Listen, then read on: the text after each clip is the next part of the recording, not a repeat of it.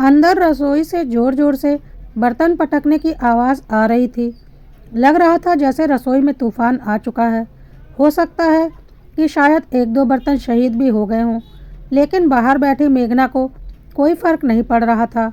वो तो चुपचाप अपने मोबाइल में अपने दोस्तों के साथ चैट कर रही थी। अच्छे से जानती थी कि ये शोर क्यों हो रहा है।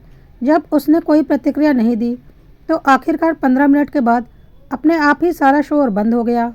और उसके 1 घंटे बाद रसोई से हांफते हुए सीमा जी निकल कर आईं। एक तीखी सी नज़र उन्होंने अपनी बहू मेघना की तरफ डाली, पर मेघना तो उनकी तरफ देख भी नहीं रही थी। वो तो अपने मोबाइल में ही बिजी रही थी। ये देखकर अपने पैर पटकती हुई सीमा जी अपने कमरे में जाकर बैठ गईं। बहू इतनी कठोर हो जाएगी, इसकी उन्होंने उम्मीद भी नहीं की थी। नहीं तो पहले वो उन्हें परेशान होते देखकर खुद ही रसोई में आ जाती थी। अब मेघना और सौरभ के बीच में झगड़ा हुए पूरे 5 दिन हो चुके थे। 5 दिन में घर का माहौल बड़ा बदल चुका था। दोनों एक दूसरे से बात तक नहीं कर रहे थे, लेकिन ना तो सौरभ और ना ही मेघना झुकने को तैयार थे। पर उसका खामियाजा तो सीमा जी भुगत रही थी। पर कहना गलत नहीं होगा कि सीमा जी अपनी ही गलती के कारण ऐसा भुगत रही थी। आखिर बेटे बहू में झगड़ा कराकर उन्हें बड़ा मज़ा आता था। अब उन्हें इस मज़े की सज़ा तो मिलनी ही थी। इस बार यह मज़ा इस रूप में उभर कर आएगा, ये तो उन्होंने सोचा ही नहीं था। मेघना और सौरभ की शादी को 1 साल हो चुका था। दोनों की लव मैरिज थी। हालांकि सीमा जी को मेघना बिल्कुल पसंद नहीं थी, पर कहीं बेटा छोड़कर चला ना जाए, ये सोचकर उन्होंने शादी के लिए हाँ कर दी। वो मेघना को बहू तो बनाकर ले आई, लेकिन कभी दिल से उसे बहू मान ही नहीं पाई। इस कारण से अक्सर वो दोनों पति पत्नी में कुछ न कुछ गलतफहमी पैदा करवा ही देती थी, जिससे दोनों लड़ पड़ते हैं और ये देखकर उन्हें बड़ा सुकून मिलता। इसलिए 1 साल में दोनों के झगड़े कुछ ज़्यादा ही हुए होंगे। आखिरकार कभी मेघना को तो कभी सौरभ को अपनी शादी बचाने के लिए झुकना पड़ता, पर अधिकतर तो मेघना को ही झुकना पड़ता। शादी के 2 दिन बाद ही दोनों में पहला झगड़ा हुआ था, जब सारे रिश्तेदार तो अपने अपने घर चले गए। पीछे से घर में सीमा जी, मेघना और सौरभ ही बचे। रसोई की रस्म तो 1 दिन पहले ही हो चुकी थी। शाम को मेघना रसोई में खाना बनाने जाने लगी तो सीमा जी ने उसे मना कर दिया। अरे बहू, अभी कहाँ रसोई में जा रही हो? अभी तो तुम्हारे हाथों की मेहंदी भी नहीं उतरी है। कुछ दिन तुम आराम करो, मैं खुद अपने हाथों से तुम्हें खाना बनाकर खिलाऊंगी। उनकी बात सुनकर मेघना ने कहा, पर मम्मी जी, घर में ले देकर हम 3 लोग ही तो हैं। मैं फटाफट खाना बना लूँगी, आप क्यों परेशान हो रही हो? अरे इसमें परेशानी की क्या बात है? अगर मेरी बेटी होती तो मैं अपनी बेटी को भी तो बनाकर खिलाती। जा तू आराम कर, मैं खाना बना लूँगी। उनकी बातें सुनकर मेघना अपने कमरे में आ गई। कुछ ही देर बाद सौरभ घर में आया तो सीमा जी सिर पर पट्टी बांधकर रसोई में से निकली। उन्हें सिर पर पट्टी बांधे देख सौरभ ने पूछा, क्या हुआ मम्मी, आपको सिर में दर्द हो रहा है? फिर आप रसोई में काम क्यों कर रही हो? अरे बेटा, खाना तो बनाना ही था ना। लेकिन मम्मी, अब तो बहू भी आ गई है, वो खाना बना लेती, आप क्यों बना रही हो? बेटा, अब नई बहू को कैसे कहती कि तुम खाना बना लो? इतना तो उसे खुद ही। कहते कहते सीमा जी चुप हो गई। पर उनकी ये बात जिस तरह से वो सौरभ तक पहुंचाना चाहती थी, वो वैसे ही सौरभ तक पहुंच गई। सौरभ चिल्लाता हुआ मेघना के पास गया। मेघना, तुम्हें शर्म नहीं आती? मम्मी के सिर में दर्द हो रहा है और वो खाना बना रही हैं, जबकि तुम यहाँ कमरे में आराम कर रही हो। क्या तुम खाना नहीं बना सकती थी? अरे पर मुझे क्या पता मम्मी जी को सिर में दर्द हो रहा है। मैं तो खाना बनाने रसोई में ही जा रही थी, लेकिन मम्मी जी ने ही मुझे आराम करने के लिए कहा था। कह रही थी कि तुम नई बहू हो। अरे नई बहू हो तो क्या, तुम्हारा इस घर के लिए कोई फ़र्ज नहीं है क्या? तुम्हारे होते हुए मेरी मम्मी परेशान हो रही हैं। तुम्हारी भी कोई जिम्मेदारी है या नहीं? मुझे तुमसे ये उम्मीद नहीं थी। सौरभ, क्यों तिल का ताड़ बना रहे हो? शायद तुम्हें कोई गलतफहमी हो गई है। अगर ऐसा है तो मैं जाकर खाना बना लेती हूँ। नहीं, मुझे तुम्हारे हाथ का खाना ही नहीं खाना, मैं बाहर से खाना मंगा लूँगा। बस छोटी सी बात का बतंगड़ बन गया और दोनों आपस में लड़ पड़े। पर यह देखकर सीमा जी को बड़ा मज़ा आया। रसोई में जाकर मेघना ने खाना तो बना दिया, लेकिन उस दिन सौरभ ने मेघना के हाथ का बना हुआ खाना नहीं खाया। अब तो आए दिन दोनों के बीच कोई ना कोई गलतफहमी पैदा करा ही देती और फिर खुद बैठकर तमाशा देखती। दोनों के सामने ऐसी मासूम बन जाती जैसे उन्हें कुछ पता ही ना हो कि क्या बात हुई है।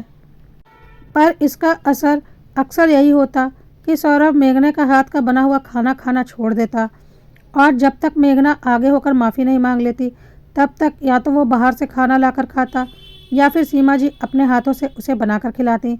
अब सीमा जी को परेशान होता देखकर मेघना खुद ही 2-3 दिन में माफ़ी मांग लेती। पर धीरे धीरे मेघना को समझ में आने लगा था कि ये सब सीमा जी का करा धरा होता है और वो दोनों पति पत्नी बेवजह एक दूसरे से बस बेवकूफ़ों की तरह लड़ते रह जाते हैं। अभी 5 दिन पहले कोई भी बात नहीं थी। वो शाम भी और शाम की तरह ही थी। सौरभ उस दिन जल्दी ऑफिस से फ्री हो गया तो उसने मेघना को फ़ोन कर कहा, तुम जल्दी से तैयार हो जाओ, हम मूवी देखने चलेंगे, बस मैं थोड़ी देर में ही आता हूँ। उसकी बात सुनकर मेघना ने फ़ोन रखा और फटाफट रसोई में सीमा जी के लिए खाना बनाने चली गई। मेघना को रसोई में जाते देखकर सीमा जी ने पूछा, अरे बहू, इतनी जल्दी रसोई में? हाँ मम्मी जी, सौरभ का फ़ोन आया था, उसने मूवी देखने का प्लान बनाया है तो सोचा कि आपके लिए खाना तैयार कर दूं। हम लोग तो शायद बाहर से खाकर आ जाएं। उसकी बात सुनकर सीमा जी बोली, तुम रहने दो बहू, मैं ही अपने लिए कुछ बना लूँगी। मेघना उनकी बात सुनकर रसोई से बाहर जाने को हुई पर फिर कुछ सोचकर वहीं रुक गई। नहीं नहीं मम्मी जी, आप क्यों परेशान होती हैं, मैं ही खाना बना देती हूँ। आप बताइए आपको क्या खाना है? मैं तो कुछ हल्का सा ही खाना चाहती हूँ। तुम एक काम करो, तुम खिचड़ी बना दो। मेघना ने फटाफट कुकर में खिचड़ी चढ़ा दी और तैयार होने कमरे में आ गई।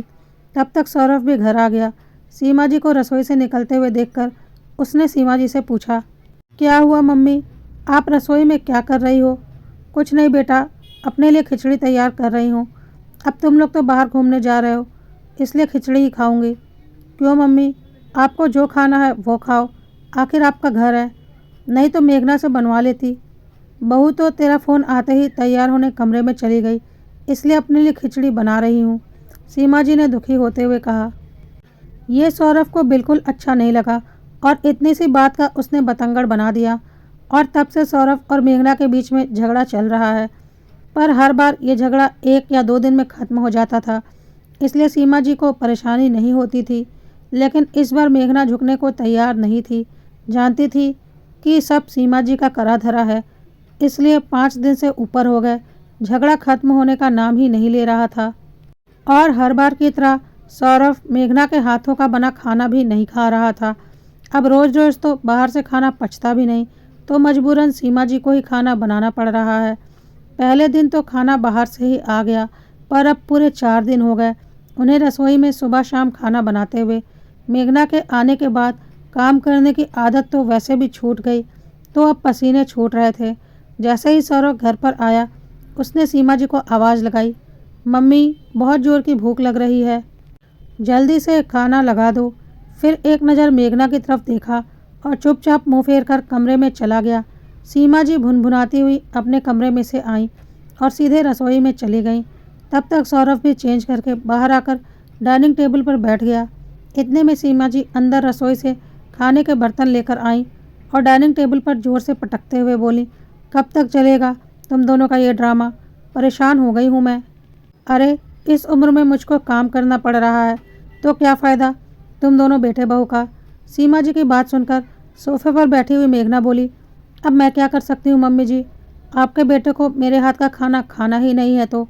उसकी बात सुनकर सौरभ ने बोला, क्यों खाऊं तुम्हारे हाथ का बना खाना, जब तुम्हारे होते मेरी मम्मी को परेशान होना पड़ता है। तुम्हें सिर्फ अपना स्वार्थ दिखता है, लेकिन ये परिवार नहीं। अच्छा, मैंने ऐसा कौन सा स्वार्थ दिखाया, बताओगे मुझे? उस दिन जब हमें मूवी देखने जाना था तो मम्मी के लिए खाना नहीं बना सकती थी? एक बार उनसे पूछ नहीं सकती थी कि मम्मी जी आपको क्या खाना है, मैं आपकी पसंद का कुछ बना देती हूँ? लेकिन नहीं, तुम तो फटाफट बस तैयार होने चली गई। पीछे मेरी मम्मी अपने लिए खिचड़ी बना रही थी, शर्म आनी चाहिए तुम्हें। अच्छा मम्मी जी, खिचड़ी किसने बनाई थी? अचानक मेघना ने सवाल सीमा जी से किया। बहू तूने ही तो बनाई थी। सीमा जी वैसे तो बहुत गुस्से में थी, पर अचानक मुंह से सच निकल गया। सच सुनकर सौरभ एकटक सीमा जी की तरफ देखने लगा और फिर बोला, पर मम्मी उस दिन तो तुमने कहा था कि तुम रसोई में अपने लिए खिचड़ी बना रही हो। उसकी बात सुनकर सीमा जी को याद आया कि वो गलत बोल गई, पर फिर अपनी बात को संभालते हुए बोली, अरे तूने कुछ गलत सुन लिया होगा। एक तो खुद ढंग से सुनता नहीं और फिर छोटी सी बात का बतंगड़ बना देता है। अब जब मम्मी ही बात से पलट गई तो सौरभ क्या ही कहता। उसने मेघना की तरफ देखा जो मंद मंद मुस्कुरा रही थी, जैसे कहना चाह रही हो कि अब बताओ कौन गलत है, कहीं बात ज़्यादा न बढ़ जाए और सीमा जी की पोल न खुल जाए। ये सोचकर सीमा जी सौरभ से बोली, अब खड़ा खड़ा देख क्या रहा है, खाना खा ले। और फटाफट रसोई घर में चली गई। पर खाना परोसते समय एक बार भी सीमा जी ने सौरभ से नज़रें नहीं मिलाई। अब धीरे धीरे सौरभ को भी समझ में आने लगा था, पर अपनी मम्मी से क्या कहता, इसलिए चुपचाप खाना खा रहा था। बस वो दिन था और आज का दिन है। पहली बात तो सीमा जी खुद ही दोनों के झगड़े कराने से बचती थीं, क्योंकि उन्हें पता था कि मेघना फिर से अपनी जिद पर आ गई तो घर का काम उनकी जिम्मेदारी हो जाएगी। और यदि कभी ये कीड़ा बुलबुलाता भी था तो सौरभ मेघना और सीमा जी को ही आमने सामने करके पूछ लेता था।